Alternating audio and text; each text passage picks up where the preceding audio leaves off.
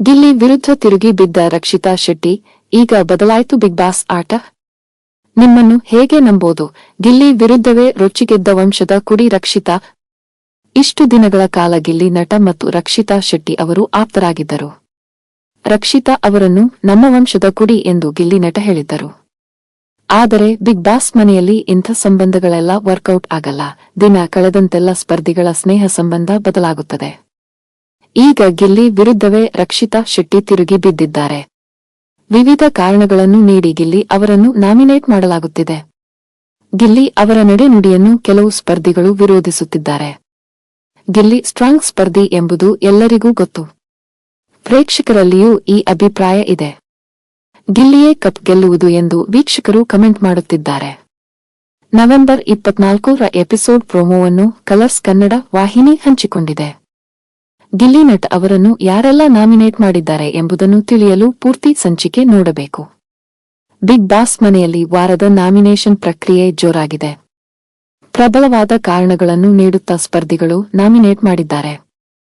Nominate ಮಾಡುವ ಸದಸ್ಯರ ಬಟ್ಟೆಯನ್ನು ಒಗೆಯುತ್ತಾ, ಕೊಳೆಯನ್ನು ತೆಗೆಯುತ್ತಾ ನಾಮಿನೇಷನ್ಗೆ ಕಾರಣಗಳನ್ನು ನೀಡಿದ್ದಾರೆ. ಇದರಲ್ಲಿ ಜಾನ್ವಿ ಧ್ರುವಂತ್ ಅವರ ಹೆಸರನ್ನು ಹೇಳಿದ್ದಾರೆ. ರಕ್ಷಿತಾ ಅವರು ಗಿಲ್ಲಿ ಅವರ ಹೆಸರನ್ನು ಹೇಳಿದ್ದಾರೆ. ಇನ್ನು ಧ್ರುವಂತ್ ಅಶ್ವಿನಿ ಅವರ ಹೆಸರು ಹೇಳಿದ್ದು ದೊಡ್ಡ ರಾದ್ದಾಂತಕ್ಕೆ ಕಾರಣವಾಗಿದೆ. ಒಂದು ಫೇಕ್ ಮುಖವಾಡ ಹಾಕಿಕೊಂಡಿರುವ ವ್ಯಕ್ತಿ ಅಶ್ವಿನಿ ಮೇಡಂ. ಈ ಮನೆಯನ್ನು ಜಾನ್ವಿ, ಅಶ್ವಿನಿ ಅವರು ತುಂಬಾ ಮಿಸ್ಲೀಡ್ ಮಾಡಿದ್ದಾರೆ. ನೀವು ಡಮ್ಮಿ, ಫೇಕ್ ಎಂದು ಧ್ರುವಂತ್ ಹೇಳಿದ್ದಾರೆ. ಇದಕ್ಕೆ ಅಶ್ವಿನಿ, ನೀನು ಫೇಕ್, ನಮ್ಮಿಬ್ಬರನ್ನು ನೀವು ತೆಕ್ಕೆಗೆ ತಕ್ಕೊಳ್ಳೋಕೆ ನೋಡಿದ್ರಿ, ನಾವು ಮಲ್ಲಮ್ಮ ಅಲ್ಲ. ಫೇಕ್ ಮಾತನಾಡುವ ನಿಮಗೆ ಅಷ್ಟು ಇದೆ ಅಂದ್ರೆ ತಾಕತ್ತಿಂದ ಮಾತನಾಡುವ ನನಗೆ ಎಷ್ಟು ಇರಬೇಕು ಎಂದು ಅಶ್ವಿನಿ ಗರಂ ಆಗಿದ್ದಾರೆ. ಇನ್ನು ಜಾನ್ವಿ ಅವರು ಧ್ರುವಂತ್ ಜೊತೆಗಿಲ್ಲಿ ಅವರ ಹೆಸರನ್ನು ಸಹ ಹೇಳಿದ್ದಾರೆ. ಇವನಿಗೆ ಯಾಂಕರ್ ಆಗಬೇಕಂತೆ, ಇವನಿಗೆ ಸವಿರುಚಿ ಯಾಂಕರಿಂಗ್ ಬೇಡ ಅಂತೆ, ಅದು ತುಂಬಾ ಸಣ್ಣ ಪ್ರೋಗ್ರಾಂ ಅಂತೆ, ಇವನಿಗೆ ಸೀದಾ ಅನುಬಂಧ ಯಾಂಕರಿಂಗ್ ಕೊಡಬೇಕಂತೆವು ಎಂದಿದ್ದಾರೆ.